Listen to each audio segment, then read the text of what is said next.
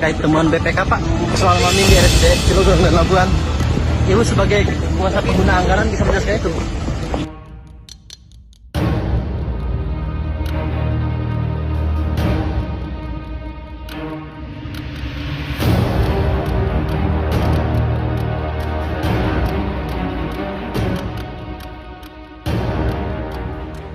Pandangannya apa sih Pak soal ramainya temuan BPK kaitan pengadaan makan minum di 2 RSUD tahun 2024 di Provinsi Banten? Oh iya, ada beberapa video di TikTok juga yang sudah mencoba memprediksi soal itu.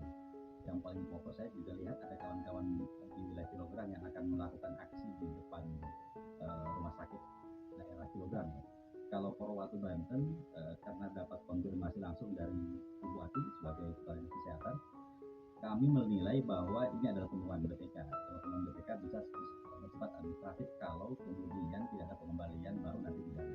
Tahun 2004 itu direncanakan, kita juga semua tahu, masyarakat tahu bahwa ada upaya dari pemerintah provinsi sebelum Pak Andreas dan Niat ini dilantik, mau dibuka secara langsung tahun 2004. Namun kemudian karena memang ada beberapa hal teknis yang belum dilakukan, akhirnya pada tahun 2004 belum terlaksana atau belum juga diselenggarakan proses pembangunan RSUD Cilodong dan Labuan, sehingga tahun tersebut juga disiapkan oleh pemerintah. Ini kan bukan hanya satu penyiapan anggaran itu, bisa bukan hanya Pemprov birokrat, tetapi juga di DPRD Provinsi Banten juga sudah menyiapkan itu. Ada angka yang cukup pantas untuk makan dan minum dianggarkan, tapi kemudian tidak diserap. Bagaimana mau nyerap begitu? RSUD Cilodong dan Labuannya juga belum ada, sehingga akhirnya itu dikembalikan kepada kas daerah. Pada saat kas daerah ini menghitung, BPK melihat ada temuannya berupa anggaran, kelebihan anggaran.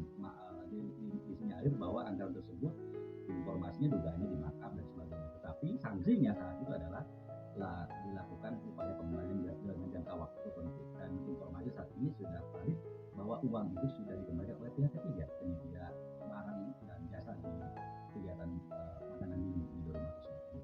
Pak, soal beberapa temuan tadi ya Pak, yang kita juga coba minta pandangan dari ketua soal harta kekayaan kepala dinas kesehatan yang menurut LHKPN paling tinggi di Provinsi Banten. Bukan menjadi rahasia umum sekarang, buat itu menjadi salah satu pejabat Pemprov yang paling banyak uangnya sesuai dengan LHKPN. Hanya begini, soal kekayaan, siapapun boleh memiliki kekayaan dengan target angka yang cukup atas. Saya pun sama, kalau bukan pejabat mungkin berharap punya kekayaan tertinggi, tapi lagi-lagi kalau sudah bicara birokrasi, bicara pimpinan, bicara OPD, bicara kepala dinas, ini juga akan dipertanyakan. Dengan terbukanya Bu Ati membuka bahwa dia memiliki harta kekayaan yang cukup fantastis, bagi saya itu sebuah transparan. Hanya lagi-lagi kita harus lihat harta kekayaannya dari mana, begitu. Ini yang harus ditelusuri, dan dugaan-dugaan semacam itu boleh. Asal selalu kata besar, teman-teman siapapun itu, NGO, lalu wartawan, media juga boleh mencari informasi itu. Tapi di Polwatu Banten, selama kemudian kekayaannya dihasilkan dari usaha dia di luar dari dinas kesehatan, bagi kami sah-sah saja. Tetapi kalau ada temuan yang dua alat buktinya cukup bahwa dia bisa dilibatkan dalam pidana, maka kita anggap bahwa Bu Ati juga bersalah. Ini saat ini belum ada masuk ke ranah tanah. Bagi kami ini hanya informasi saja bahwa siapa yang paling kaya, ya target dalam hal KPN tersebut ternyata Bu Ati, gitu, bukan yang lain. Hanya soal informasi saja, bukan soal ranah pidana menurut kami. Gitu. Pak. Tapi saat ini Ketua Polwatu sendiri terkesan landai Pak dengan persoalan di Dinkes ini. Adakah Pak isu soal hubungan Bapak dengan Dinkes ini, apa sih informasinya punya kedekatan gitu? Ya, ini harus dibantah.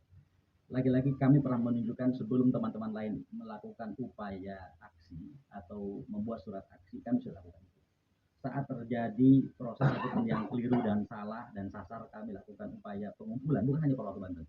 Kami ajak mitra organisasi datang ke sekretariat, kita kaji bareng-bareng. Lalu terjadi sebuah kesalahan, kami langsung buat saat itu korlap, aksi dan sebagainya.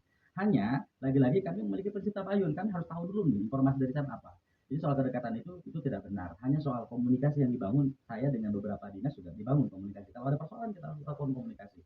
Yang paling pokok adalah kedekatan kami dengan pihak OPD terkait di Provinsi Banten hanya berkaitan dengan soal program kerja, ya harus kita kawal. Bagaimana kalau kita mengawal tapi kemudian mereka tidak mengenal kita, maka harus dilakukan itu. Jadi prinsipnya kami tidak landai, hanya berupaya untuk tabayun. Kalau sudah tabayun, ada persepsi yang sesungguhnya memang bisa dimengerti, logis dan sebagainya, kami akan ikuti alur.